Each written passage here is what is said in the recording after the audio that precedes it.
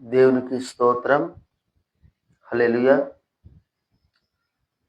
మరొకసారి మన ప్రభువు రక్షకుడైన యేసుక్రీస్తు నామంలో ఈ మాటలు వింటున్న మీ అందరికీ నా హృదయపూర్వక వందనాలు. దేవుని బిడ్డలారా, దేవుని వాక్యాన్ని కొద్ది సమయం మనం ధ్యానం చేసుకుందాం. అవకాశం ఉన్న ప్రతి ఒక్కరూ దేవుని మాటలు ఆసక్తితో ఆలకించాలని ప్రభు పేరట మీకు తెలియజేస్తున్నాను. పరిశుద్ధ గ్రంథం నుంచి ఆదికాండము 35 అధ్యాయము దేవుని వాక్యాన్ని మనం చదువుకుందాం. పరిశుద్ధ గ్రంథం నుంచి ఆదికాండము 35వ అధ్యాయము 5వ వచనాన్ని చదువుకుందాం. వారు ప్రయాణమై పోయినప్పుడు దేవుని భయము వారు చుట్టూన్న పట్టణముల మీద ఉండెను కనుక వారు యాకోబు కుమారులను తరమలేదు. దేవుని బిడ్డలారా, దేవుడు ఆయన ప్రేమ ఎంత గొప్పదంటే, ఇక్కడ యాకోబు తన కుమారులు షెకెము నుండి బయలుదేరి బేతేలుకి వెళ్తున్నారు. ఆ టైంలో ఎక్కడి నుంచి అయితే వెళ్తున్నారో వాళ్ళు ఆ ప్రాంత ప్రజలందరూ కూడా వాస్తవానికి వీరిని పట్టుకొని అవసరమైతే వీరిని ఏమైనా చేసే అవకాశం ఉంది. కారణం ఏంటంటే, షెకెము అనే గ్రామంలో, ఆ ప్రాంతంలో మరి ఆ గ్రామ ప్రజలందరినీ కూడా వీళ్ళు ఏం చేశారంటే నిష్కారణంగా మరి వారు చంపేశారు. నిష్కారణం అంటే దీనాని షెకెము అనే వ్యక్తి చెరచడం వల్ల తన చెల్లిని అలా చేశాడని, సహోదరిని వారు అది మనసులో పెట్టుకుని గ్రామ ప్రజలందరినీ కూడా చంపేశారు. ఆ గ్రామంలో ఉన్నవన్నీ కూడా చెరపట్టుకుని తీసుకొచ్చేశారు. అయితే వాస్తవం ఏంటంటే, ఆ ప్రాంతము యాహాను సొంతమే, అంటే యాహాను ఉండే ప్రాంతం కాదు, క్షమించండి, యాకోబు ఉండే ప్రాంతం కాదు. ఆ దేశం వేరు, ఈయన ఉండే ప్రాంతం వేరు. యాకోబుకి తన మీదకి ఎవరన్నా వస్తే కనీసం అడ్డుకునేవారు కూడా లేరు. ఆ మాట యాకోబే చెప్తాడు. ఆ ప్రాంత ప్రజలందరూ వచ్చి ఒకరు అడ్డుకొని యాకోబుని, యాకోబు కుమారులు కూడా ఏమైనా చేయొచ్చు మరి. ఎందుకంటే ఉన్న ప్రాంత ప్రజల బలం వేరు. ఎక్కడి నుంచో వచ్చాడు ఈయన, ఎక్కడి నుంచో వచ్చి ఆ ప్రాంతంలో ఆ గ్రామం బయట గుడారాలు వేసుకుని కొన్ని రోజులు ఉన్నారు. ఈ లోపల ఇలా జరిగింది. అయితే వీళ్ళందరూ బయలుదేరి వెళ్తుంటే అక్కడ రాయబడి ఉంది, దేవుని భయమట ఆ చుట్టుపక్కల ప్రజలందరి మీద ఉందట. రాయబడి ఉంది, వారు ప్రయాణమై పోయినప్పుడు దేవుని భయము వారి చుట్టూన్న పట్టణముల మీద ఉండెను గనుక వారు యాకోబు కుమారులను తరుమలేదు. అంటే దేవుని భయము అంటే వారందరూ కూడా దేవుడు యాకోబుకి, యాకోబు కుమారులకి ఆ జనాంగాన్ని చూసి ఆ చుట్టుపక్కల ప్రజలందరికీ భయము పుట్టేటట్లు దేవుడు చేశాడు. యాకోబు కుటుంబాన్ని చూసి, యాకోబుతో ఉన్న జనాంగాన్ని చూసి చుట్టుపక్కల అందరూ కూడా వారు చూసి భయపడేటట్లు దేవుడు ఆ భయాన్ని ప్రజలందరిలో పుట్టించాడు. అవును దేవుని బిడ్డలారా, కారణం ఏంటి అంటే, మనం అంతకుముందే చదువుకున్నాము. యాకోబు అంటాడు, మనము బేతేలుకు వెళ్దాము,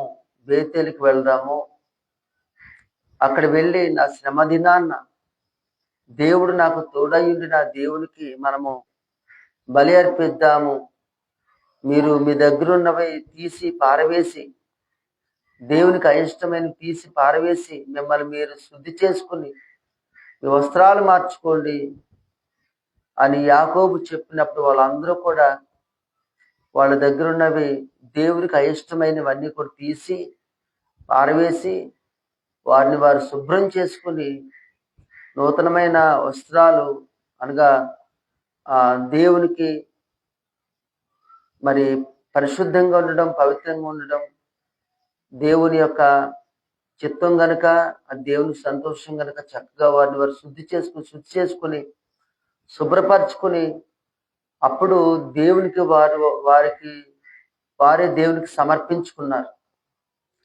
ఎప్పుడైతే గమనించిన దేవుని బిడ్డారా, యాకోబు చెప్పినట్లు యాకోబు తన కుటుంబం అంతా కూడా చక్కగా ఇలా సమర్పించుకుని దేవుని కొరకు ప్రత్యేకించబడి మరలా వారిని వారు శుభ్రం చేసుకుని ప్రభువుకి వారిని వారు సమర్పించుకున్నారో అప్పుడు దేవుడు నిజంగా వారందరికీ గొప్ప కాపుదల అనుగ్రహించాడు. వారందరికి గొప్ప కాపుదల అనుగ్రహించాడు. చూడండి, ఆ మాట మనం చూస్తాం కదా, బైబిల్ గ్రంథంలో ఇలా రాయబడి ఉంది. 3వ వచనం చదివితే, మిమ్మును మీరు శుచిపరచుకొని మీ వస్త్రములను మార్చుకుని మనము లేచి బేతేలునకు వెళ్ళుదము. నా శ్రమ దినమున నాకు ఉత్తరమిచ్చి నేను వెళ్ళిన మార్గమున నాకు తోడయుండని దేవునికి బలిపీఠమును అక్కడ కట్టెదమని చెప్పెను. చెప్పగానే వారందరూ కూడా యాకోబు మాటకి లోబడి ఆ నిమిషం అందే, ఆ క్షణం అందే వారిని వారు ప్రభువుకి సమర్పించుకున్నారు, ప్రత్యేకించుకున్నారు. వారు దేవునికి అయిష్టంగా ఉన్న సమస్తం కూడా తీసి పారవేసి వారిని వారు శుభ్రం చేసుకున్నారు. ఎవరి కోసం అంటే దేవుని కోసము. దేవుని కోసమే వారిని వారు శుభ్రం చేసుకున్నారు. దేవుని కోసమే వారిని వారు ప్రతిష్ఠించుకున్నారు. దేవుని కొరకు వారు ప్రత్యేకించుకున్నారు. ఆ ప్రాంత ప్రజలతో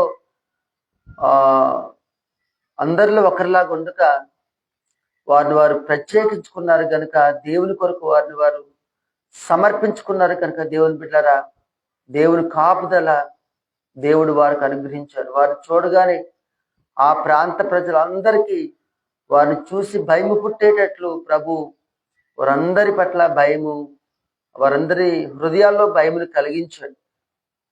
అవును దేవుని బిడ్డారా,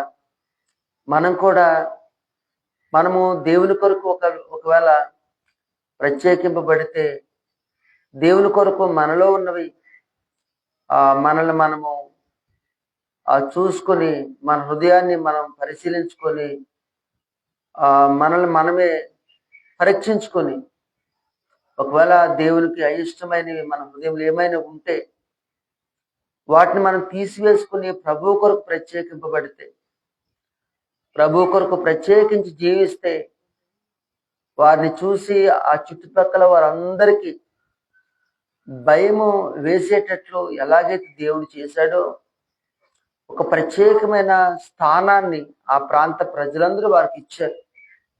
అలాగే దేవుడు ఖచ్చితంగా మనకు ఒక ప్రత్యేకమైన స్థానాన్ని దేవుడు మనకి ఇస్తాడు. ఎందుకంటే దేవుని కొరకు మనం బ్రతికితే.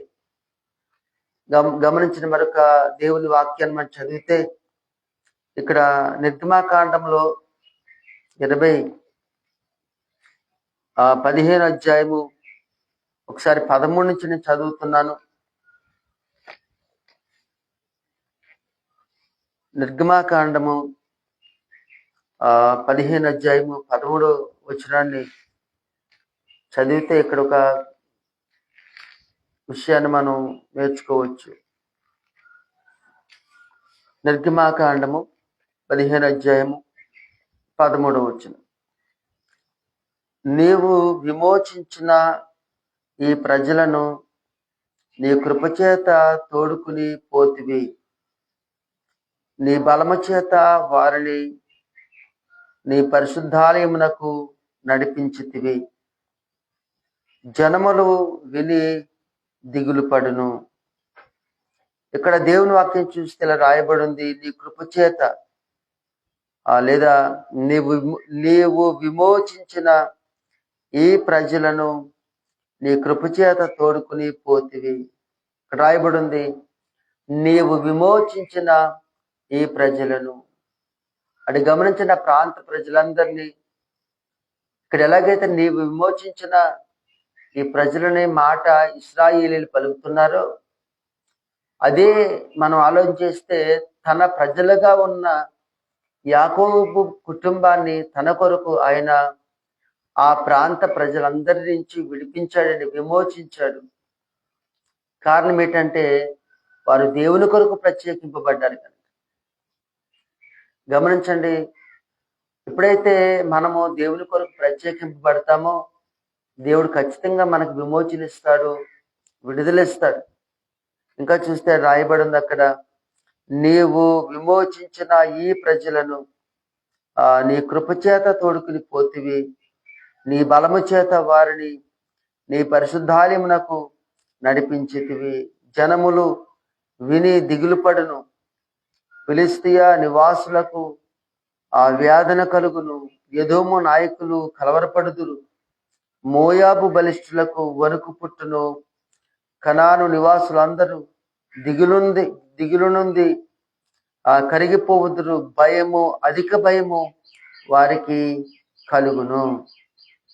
ఇక్కడ అంటారు, నీ విమోచించిన నీ ప్రజల్ని నువ్వే నీ పరిశుద్ధాలయానికి తీసుకుని వెళ్ళిపోతున్నావు. నీ చేత నడిపింపబడుతున్న ప్రజల్ని వారు చూసి కలవరపడతారు, శత్రువుడు కలవరపడతారు, వారు దిగులు పడతారు, వారికి భయము, అధిక భయం వస్తుంది. అధిక భయము నువ్వు కలుగు చేస్తావు అని ఇశ్రాయేలీలు దేవుడు చేసిన కార్యాలను బట్టి దేవుణ్ణి మహిమపరుస్తున్నారు. దేవుని బిడ్డలారా గమనించండి, దేవుని బిడ్డలారా ఆ యొక్క దైవ కార్యాన్ని వారు చూడగలిగారు. దేవుడు వారు విమోచించిన తీరు అంటే మనం నిర్గమాకాండం చెప్పుకుంటున్నాము. అంటే తన ప్రజలుగా వారు ఉండడం ఎప్పటి నుంచి అయితే అబ్రహాం నుంచి వారు ప్రారంభించబడ్డారో అప్పటి నుంచి కొన్ని సందర్భాల్లో వారు లోకంలో కలిసిపోయినా సరే మరలా ఎవరో ఒకరి చేత హెచ్చరింపబడటం, మరలా అరే మేము తప్పిపోయాము అని వారు గుర్తించడం, మరలా దేవుని కొరకు వారు ప్రత్యేకించుకోవడం. ఎప్పుడైతే వాళ్ళు ప్రత్యేకించుకున్నారో మరలా వారిని దేవుడు విడిపించి వారి నిమిత్తము అందరికి భయాన్ని పుట్టించడము, వారిని ప్రత్యేకమైన స్థానం వారికి ఇవ్వడము, నడిపించడం, ఇదంతా చక్కగా జరుగుతూ ఉంది. అందుకని దేవుని బిడ్డలారా మనం కొన్ని సందర్భాల్లో కొన్ని శ్రమల నుంచి విడిపించబడకపోవడానికి కారణం ఏంటంటే, దేవుడు మనల్ని విడిపించకపోవడానికి గల కారణం ఏంటంటే మనమే. అవునండి, మనమేనండి. దేవుడు యాకోబు వాళ్ళతో చెప్పినప్పుడు వాళ్ళు ఎంత మాత్రం లేట్ చేయకుండా, ఎంత మాత్రం ఆలస్యం చేయకుండా వారిలో ఏదైతే ఉందో దేవునికి ఇష్టం లేదు అవన్నీ తీసి పారేస్తారని రాయబడు. అప్పుడు వారు ఏం చేశారంటే విడిపించబడ్డారు, విమోచింపబడ్డారు, దేవుని చేత నడిపించబడ్డారు. మనం కూడా ఒకవేళ మనల్ని మనం పరీక్షించుకున్నప్పుడు మన జీవితంలో, మన మనసులో, మన హృదయంలో, మన నడవడిలో దేవునికి అయిష్టమైనవి, దేవుని బాధ పెట్టేవి, అవి మాటలు కావచ్చు, చేతలు కావచ్చు, చూపులు కావచ్చు, ఆలోచనలు కావచ్చు, మన నడవడి కావచ్చు, ఏదైనా సరే దేవుని బాధ పెట్టేది మనలో ఉంటే అవి దేవుని సన్నిధిలో నిజమే ప్రభు నాలో ఈ లక్షణం ఉంది అని దేవుని సన్నిధిలో మనం ఒప్పుకొని, నీ కోసం నేను విడిచిపెట్టుకుంటున్నాను, ఇక్కడి నుంచి నీ కొరకు బ్రతుకుతాను, నన్ను నీ ప్రజగా సిద్ధపరచుకుని నీవు నన్ను అంగీకరించి ప్రభువా, నన్ను విడిపించి ప్రభు అంటే గమనించండి, మనం ప్రభువు కొరకు ఎప్పుడైతే మనం మారుతామో అప్పుడు ఖచ్చితంగా ప్రభు మన కొరకు తన కార్యం చేస్తారండి. సాధారణంగానే ఇలా అంటారు కదా, అట్టిన అమ్మకి అట్టున్నర పెడతారని. అలాగే మన పిల్లలకు కూడా మంచి భవిష్యత్తును మనం ఎప్పుడు ఎక్కువగా మనం ఆలోచిస్తామంటే మన మాటలు ఆ పెడచెవిని పెట్టేసిన పిల్లల కోసం మనం ఆలోచించమని చెప్పను, కానీ పదే పదే మన మాటను పక్కన పడేస్తుంటే ఆ వ్యక్తి కోసం ఆలోచించడం కొంత కష్టమవుతుంది. అలాగే ఒకవేళ నలుగురు కొడుకుల్లో ఇద్దరు కొడుకులు మన మాట వింటూ ఇద్దరు కొడుకు సరిగ్గా లెక్క చేయకపోతే అందరినీ ప్రేమించగలుగుతాం, కానీ ఏమనుకుంటామంటే ఇలా ఇంటున్న వాడినైనా కొద్ది బాగా చదివిస్తే బాగా భవిష్యత్తు బాగుంటుంది, వాడికి వినలేని మనం ఏమి చేయలేమని ఆఖరికి వినలేని వ్యక్తిని ప్రాణం తీసుకొచ్చి వదిలేస్తాము. వింటున్న వ్యక్తి భవిష్యత్తు కొరకు ఎక్కువగా ఆలోచిస్తాము. ఆ వ్యక్తి నడిచే కొలది మనం నడిపిస్తాం, ప్రోత్సహిస్తాం. అలాగే దేవుడు కూడా అంతే. దేవుని బిడ్డలారా, మనకున్న శ్రమల నుంచి ఎప్పుడు దేవుడు విడిపిస్తాడు? మనతో దేవుడు మాట్లాడుతున్నప్పుడు ఈ మాట దేవుడు నాతోనే చెప్తున్నాడు, నాలో ఆయనకు నచ్చనిది, ఆయన మెచ్చనిది, ఆయనకి బాధ కలిగించేది ఇగో ఈ లక్షణం నాలో ఉందని దేవుడు తెలుసు కనుక నాతో మాట్లాడుతున్నాడు. నేను మార్చుకుంటే ఆయన నన్ను అంగీకరిస్తాడని మనం నమ్మి మనం దేవుని మాట ప్రకారం మార్చుకుంటే మనలో మార్పును దేవుని కొరకే మనము ఆ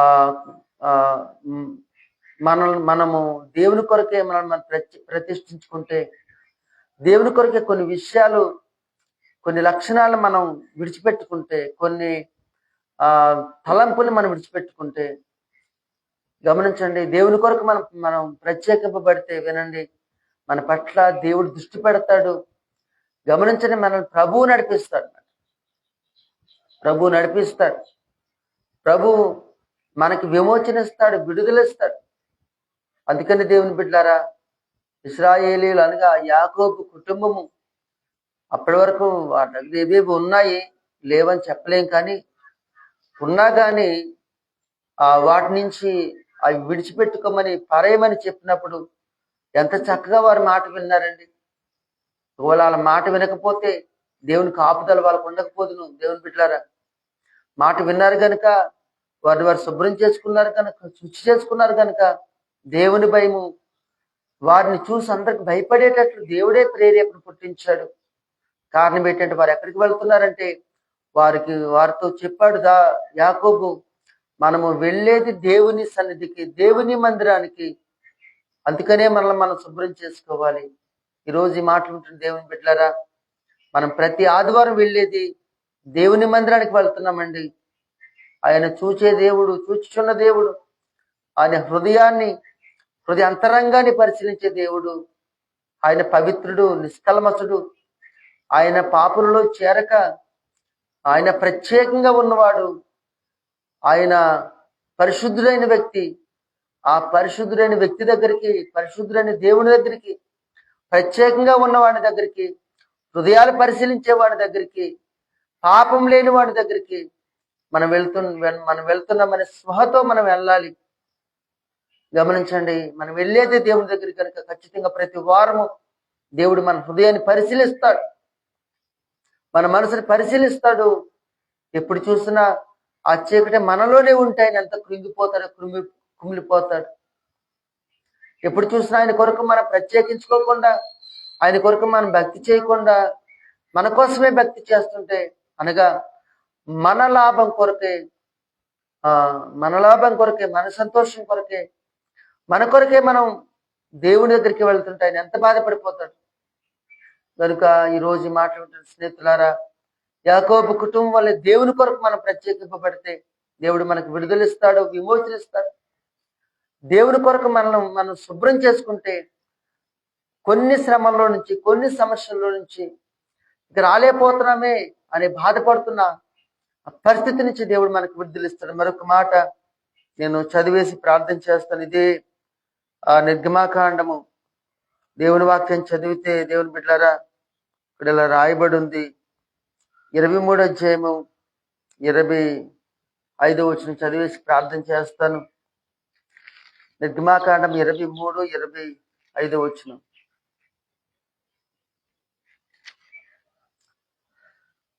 దేవుని వాక్యం చదివి దేవుని వాక్యాన్ని మనం ధ్యానం చేసి ఇక్కడ ఇలా రాయబడి ఉంది. నీ దేవుడైన యెహోవానే సేవింపబలను. అప్పుడు ఆయన నీ ఆహారమును, నీ పానమును, దీవించును. నేను నీ మధ్య నుండి రోగము తొలగించెదను. కడుపు దిగబడినదియు గొడ్డుదియు నీ దేశములోనూ ఉండదు. నీ దినముల లెక్క సంపూర్తి చేసేదను. నన్ను బట్టి మనుషులు నీకు భయపడినట్లు చేసేదను. నీవు పోవు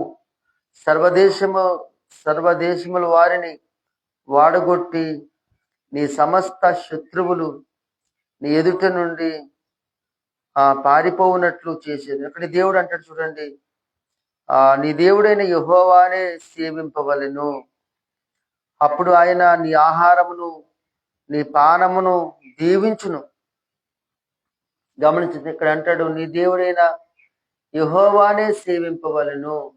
అంటే ఇక్కడ కూడా ఏం కనపడుతుందంటే, ఎప్పుడైతే మన దేవునికి లోబడతామో, దేవుని మాట వింటామో, అప్పుడంట మన దేవుడట మన ఆహారాన్ని దీవిస్తాడట, మన పానీయాన్ని దీవిస్తాడట, మనకి సర్వ సమృద్ధి ఇస్తాడండి. అంటే సేవించడం అంటే అర్థం ఏంటి అంటే, గమనించండి, ఒక యజమానుని దాసుడు సేవిస్తాడు అని తను చెప్పిన పని అంతా చేస్తాడు. ఒక బానిస తన దాసుని తన యజమానుని గౌరవిస్తాడు, తన యజమానుడు చెప్పినట్టే బ్రతుకుతాడు. దాసుడికి ఏమి ఒక నిర్ణయాలు ఉండవండి. ఒక దాసుడికి తనకంటూ ఒక ప్రణాళిక ఉండదు. తన జీవితంలో తన యొక్క బాధ్యత ఏంటంటే యజమానుడు చెప్పింది చేయడమే బానిస పని, దాసుని పని. అలాగే మన దేవునికి దాసులం అయిపోవాలి, బానిసలం అయిపోవాలి అని చెప్పిందే మనం చెయ్యాలి. అలా ఆ రీతిగా దేవుని సంతోషపెడుతూ, దేవుని కొరకు బ్రతుకుతూ, దేవుని సేవిస్తే దేవుడు మన ఆహారాన్ని దేవుడు దీవిస్తాడట, మన పానీయాన్ని దేవుడు దీవిస్తాడు, సర్వ సమృద్ధిస్తాడట. ఇంకా కూడా అక్కడ ఏమని రాయబడి ఉందంటే, ఆయన అంటాడు నీ ఆహారంను నీ పానమును దీవించును. నేను నీ మధ్య నుండి రోగము తొలగించేదను. చూడండి, మనకి స్వస్థత దేవుడు అనుగ్రహిస్తాడు, దేవుడు మనకు విడుదలిస్తాడు. ఇంకా చూస్తే ఆయన అంటాడు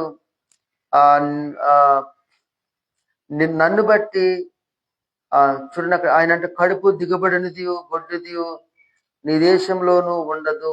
నీ దినముల లెక్క సంపూర్తి చేసి దీర్ఘాయుష్ను దేవుడు ఇస్తాడు. ఇంకా చూస్తే ఆయన అంటాడు నన్ను బట్టి మనుషులు నీకు భయపడినట్టు నేను చేసేదను. నీవు పోవు సర్వదేశముల వారిని వాడగొట్టి నీ సమస్త శత్రువుల ఎదుట నుండి పారిపోనట్లు చేసేదను. సమస్త శత్రువులు నీ ఎదుటి నుంచి పారిపోయేటట్టు చేస్తానంటాడు. ఇంకా నన్ను బట్టి నీకు మనుషులు భయపడేట్లు చేస్తానంటాడు. ఇవన్నీ కూడా దేవుడికి మనం లోబడి ఉంటేనే, మన దేవుడికి లోబడి ఉంటే దేవుని బిడ్డల అన్ని విషయాల్లో కూడా మనకి జయాన్ని ఇస్తాడు. మనకి మనలో ప్రతి వ్యాధిని రోగాన్ని ప్రభు తగ్గిస్తాడు.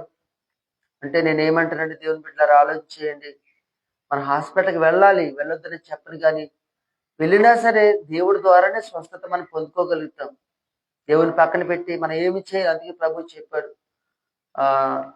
ఆయన అంటాడు నాకు వేరేని మీరు ఏమీ చేయలేరని. కనుక ఈరోజు ఈ మాట ఉంటే స్నేహితులారు, యాకోబు కుటుంబాన్ని చూసి ఎందుకు ప్రజలందరూ భయపడ్డారంటే, వారు యాకోబు ద్వారా దేవునికి ఎలా దగ్గర కావాలో, దేవుని కొరకు ఎలా ప్రత్యేకింపబడాలో వారు గుర్తించి వారు శుచి చేసుకుని దేవునికి వారు సమర్పించుకున్నారు. గనుకే వారందరూ వెళ్తున్నప్పుడు వారిని చూసి ప్రజలందరికీ భయం కలిగింది. ఏ కీడు యాకోబు కుటుంబాన్ని వారు చేయలేదు. అందుకే మన దేవునికి భయపడదాం, తద్వారా దేవుడి ద్వారా మనం దీవించబడతాం. అంటే కృప దేవుడు మనకు అనుగ్రహించును గాక. ప్రార్థన చేద్దాం. ప్రార్థన అవకాశం ఉన్నవారి ప్రార్థనలో ఏకీభవించండి. హల్లెలూయా. ప్రార్థన చేసుకుందాం.